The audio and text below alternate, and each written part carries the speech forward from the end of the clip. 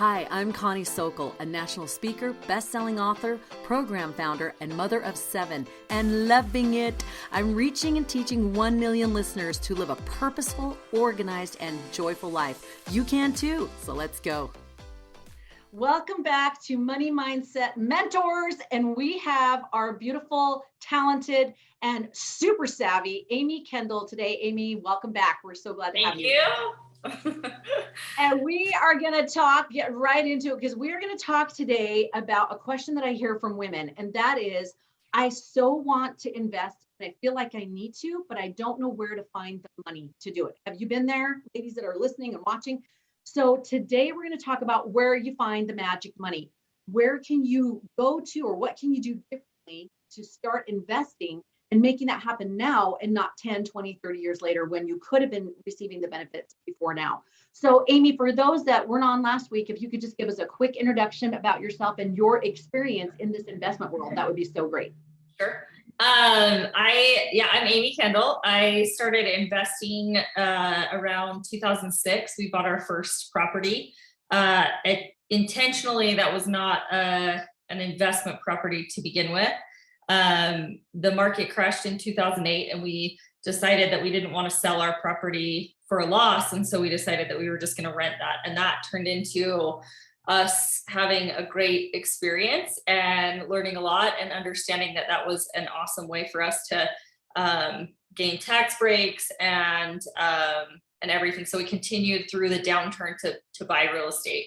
And through the uptick that we've been.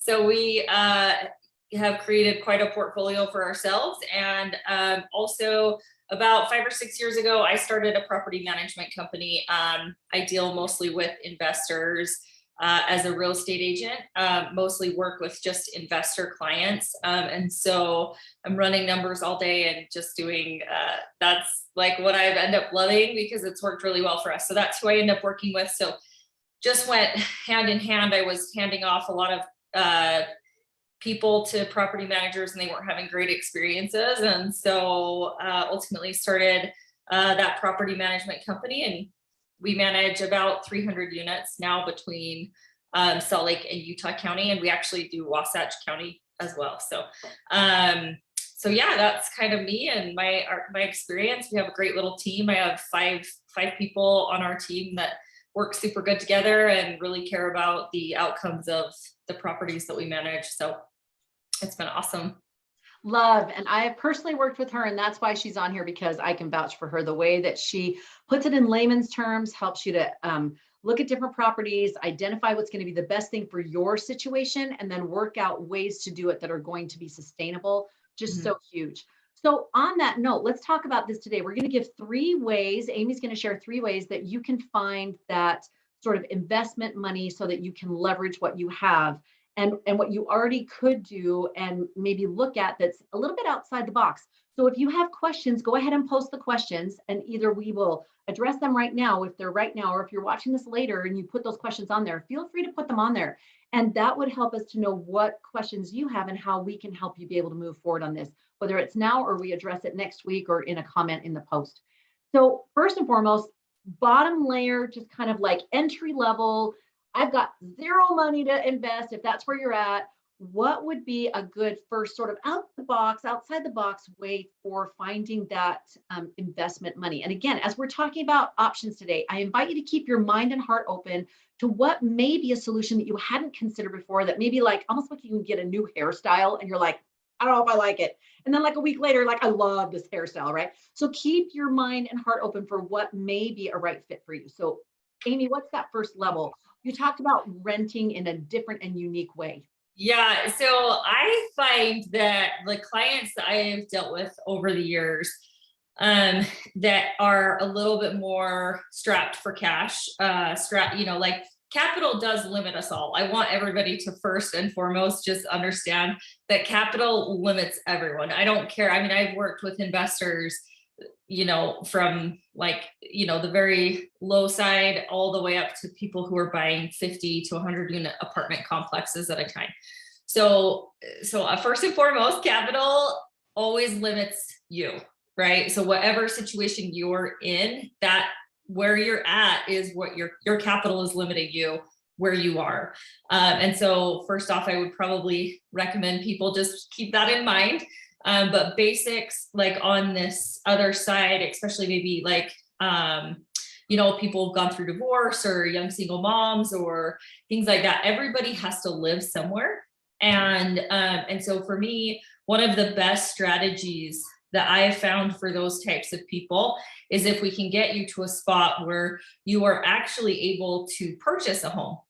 So you have, a decent enough credit score, and you have between 3 and 5% saved up so that you can purchase a home.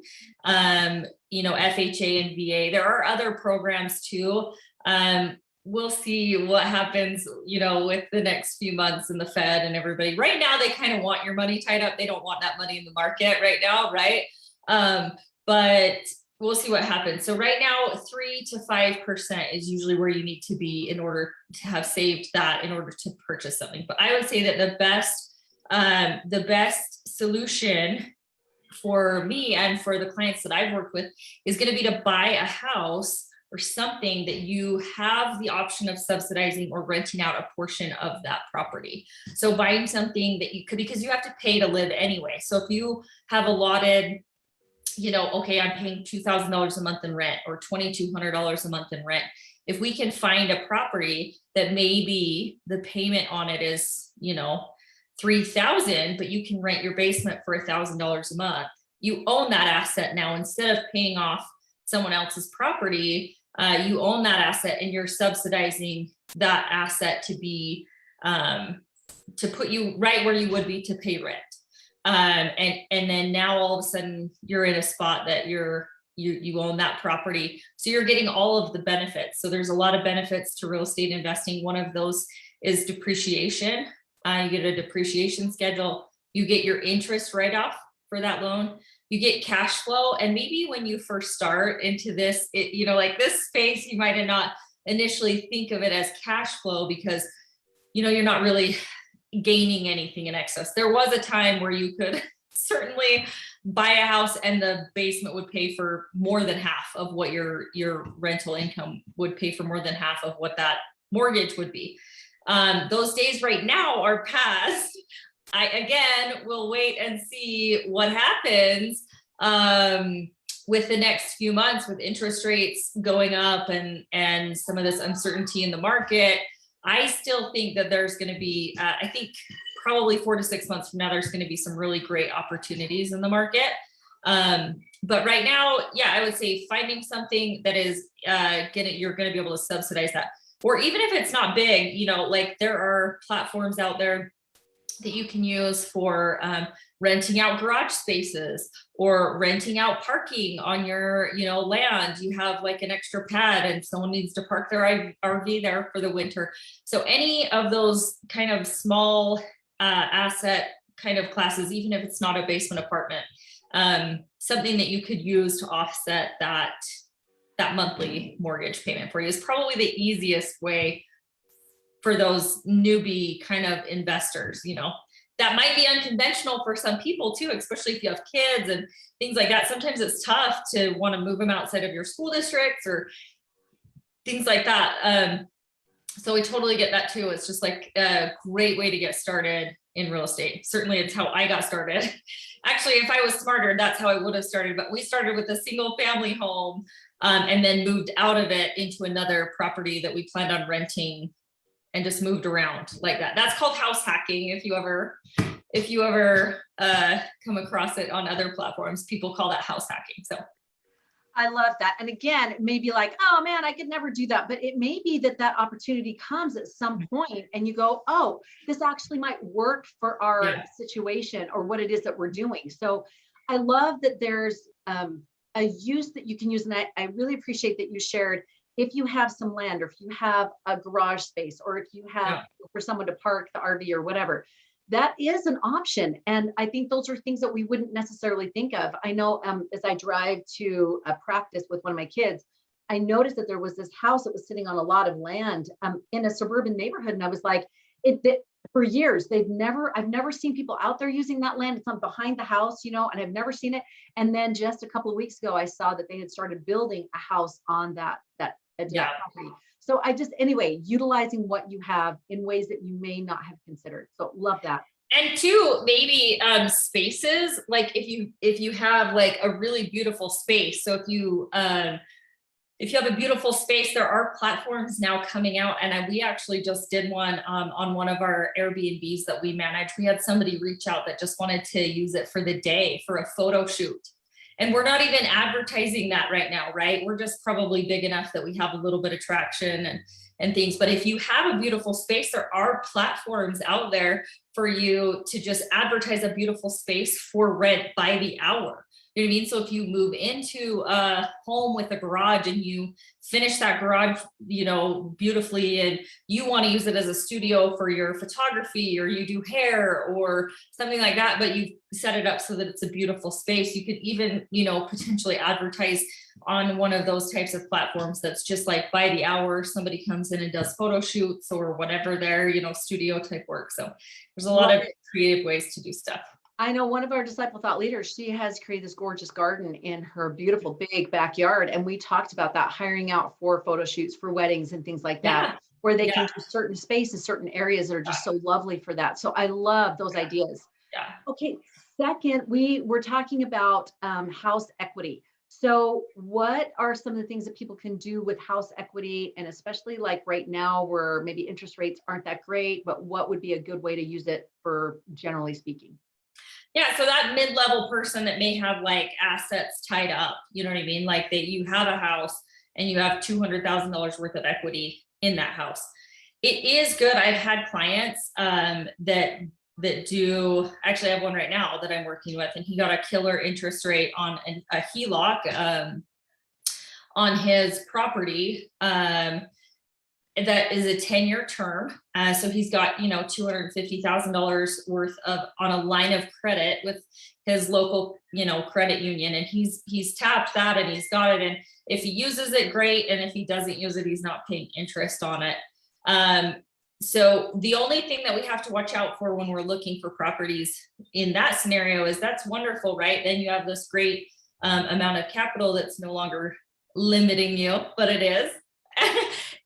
But you also are paying an interest rate on that, right? So you're going to be paying an interest rate. So when we're going through and you need to, we just need to account for that. So it's definitely a great, it's an asset. It's something you have and you get it because you bought the property and you earned, I guess is maybe a hard way to say it, but you get that equity because you took the risk to buy that property. You took on that risk. You don't know what the market's going to do, just like people don't know now what the market's going to do, but you took on that risk to buy that property. So you own that equity, and it's lovely to just be able to use that.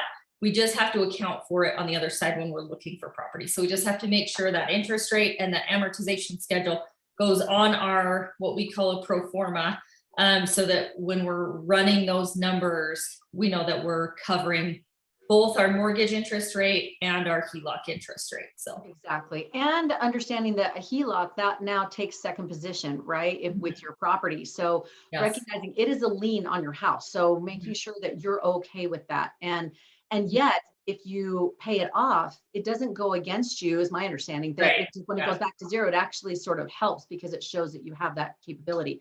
So that's some really great things to consider and look at. And the thing I loved in working with you is looking at, for those people who have a lot of equity in their home and they're like, okay, we want to pay off our house, like we want to do X, Y, and Z, and not realizing they may have $300,000, $400,000, $500,000 equity that could actually be being used to put into another property that could generate, again, more equity.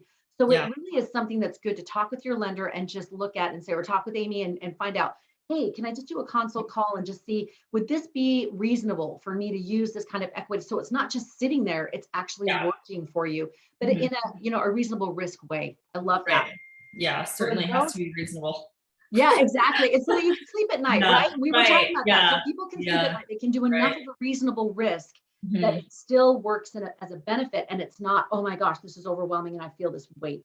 So you want to find that sweet spot. So I love that.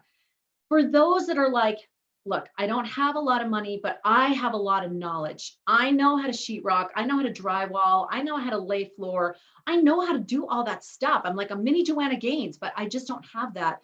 There's another option. And you talked about sweat equity and partnering with some different kinds of people. Tell us about how you'd work that. Yeah, I've been involved in a lot of different types of structures as far as real estate's gone over the years.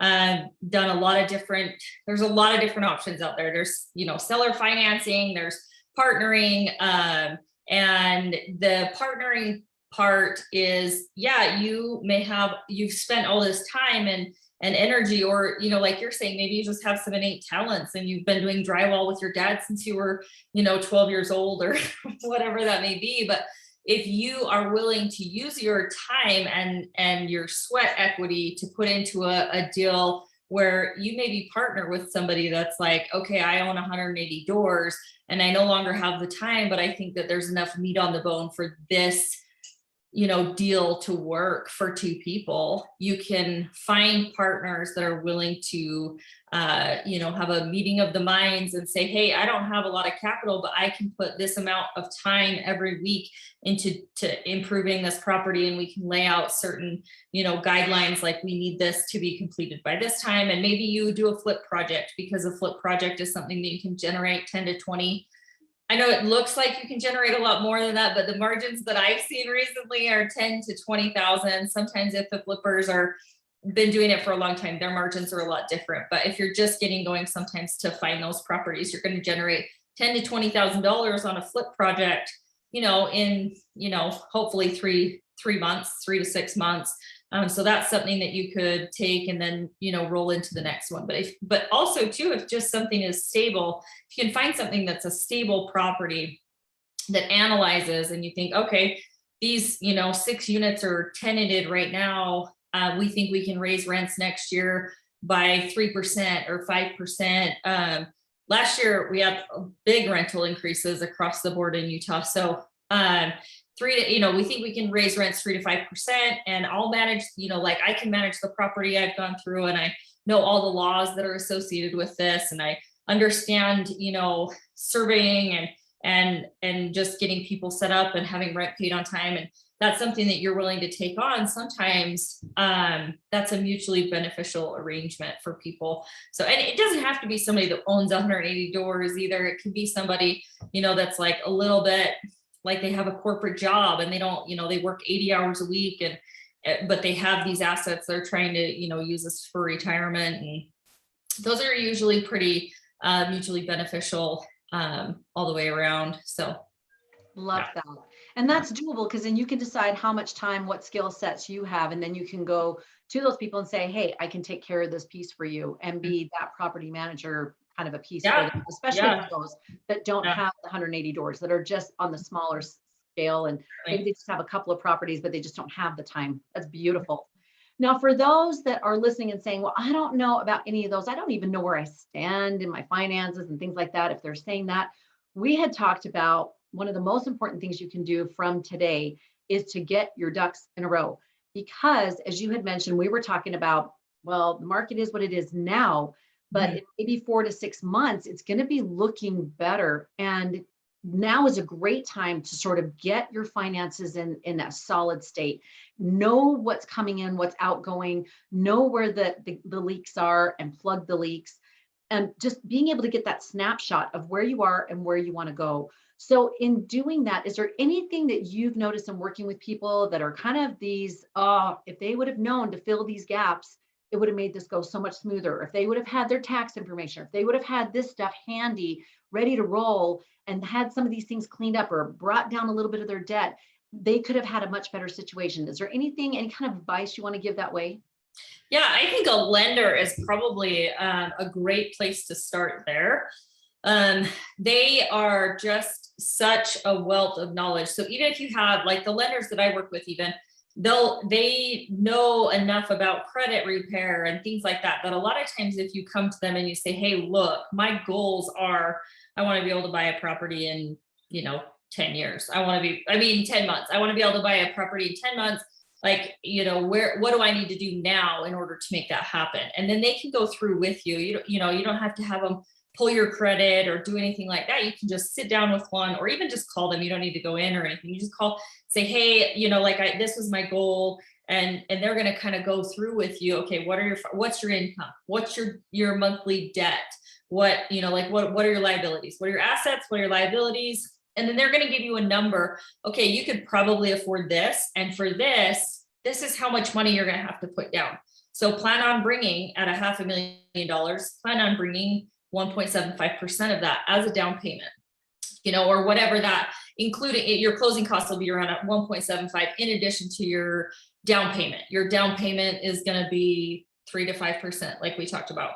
But they're going to be able to just drill in with you on your specific situation where you're at. So if they're like, okay, you need to pay off your car, or okay, you need to remove all this credit card debt, then at least and Amanda then would probably be a really great resource too. But then at least you have an understanding of what you need to do in order to make that happen. And I think we had talked about too, just watching the market is going to be very, very helpful for people. I know sometimes these things seem a little preemptive, but if you set a goal and you don't know how to get there, it's arbitrary. You're probably not going to make it. And so just taking these steps, people who know what they're doing can kind of guide you and say, in order to do this, you need to do this. And then you can decide if that works for you, or if you think you can do it or not.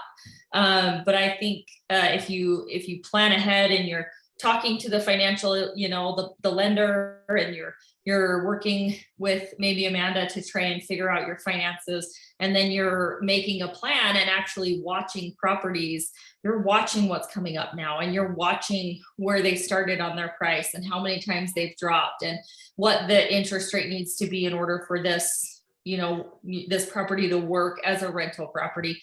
Just knowing all of that stuff, because then 10 months down the road, when you're ready to start that, you're in a totally different spot than if you had not even watched the market. So I think there's two pieces to that. Surely getting going and talking to somebody that knows, getting your life set up so that you can meet those goals, and then actually watching so that you kind of know, well, 6 months ago or 8 months ago, these types of properties were being listed at, $600,000. Now they're listed for $475, maybe. I don't know where the market's going to go, but you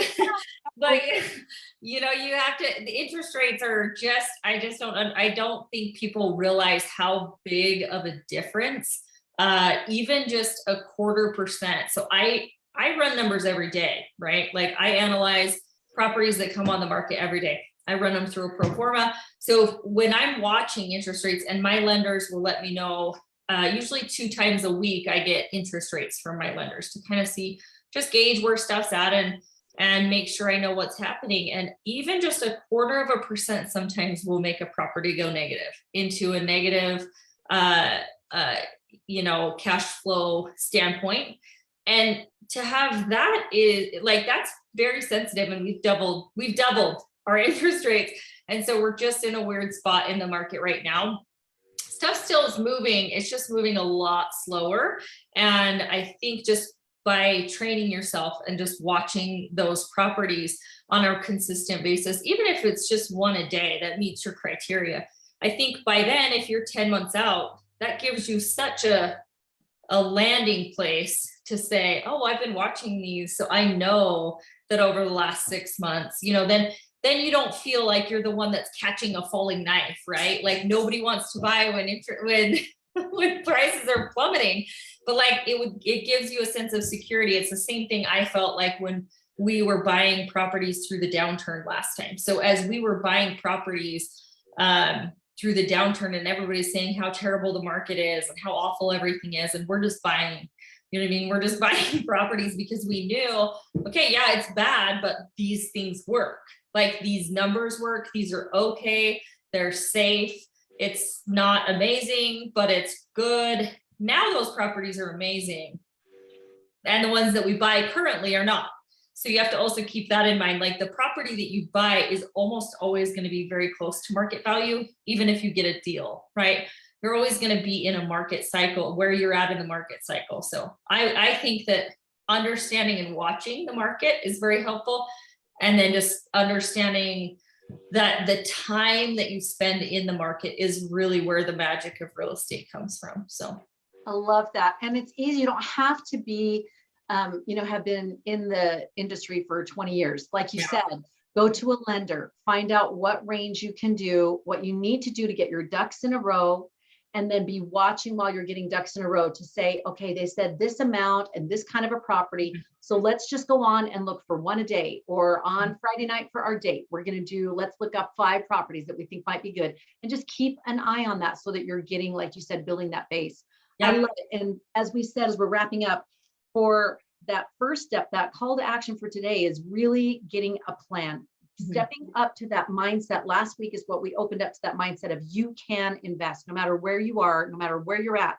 You can do this. You just need to make a plan, have the desire, make a plan. So today is get with that lender, start watching the market. And then if you are ready to move on something, those 3 ways that she suggested, creative renting spaces, house equity, and sweat equity. Those are great ideas to be able to check out and say, is this a fit for us? And I love in just getting prepared for this, Amanda talked last week. She was able to get rid of $32,000 worth of debt when she said, it's time. We're going to take care of this. And we have more that is waiting for us that we can experience, and we can create more abundance. So let's get rid of this. That's plug the leak, and let's open up to that abundance. And they were able to do that. And now they're in such a beautiful place. So we invite you to take one of those steps today, whether it's getting in the mindset, starting to create a plan, meet with a lender, look at properties, or look at one of these 3 options and see how it fits. Amy, thank you so much. It's been so fun. Love it. Okay. As always, those who are listening, if you have comments or questions, put them down below and we talk about them, and we'll come back. And each week we're here at 11 a.m. MST in this same place. And each week we'll have 2 of us that will be on. Next week it will be Rachel and Amanda. And Amanda is starting on this new investment road, this path.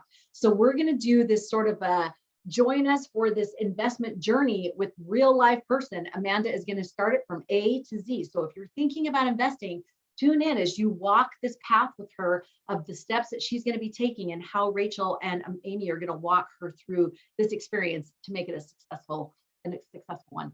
Thank you so much. And we'll see you next Thursday. Bye. Bye.